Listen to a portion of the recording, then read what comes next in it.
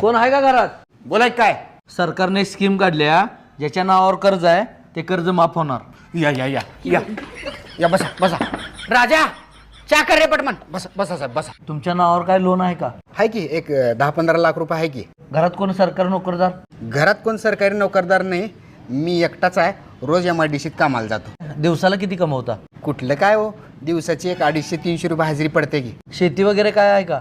कुठली शेती का भीती, थोडी शेती आहे त्याच्यावरही 18 लाख रुपये कर्ज आहे. ठीक आहे. हॅलो, तुम्ही जे स्थळ बघायला सांगितलेलं ती मुलगा आहे ना, कंगाल बँकेचा चेअरमन आहे तो.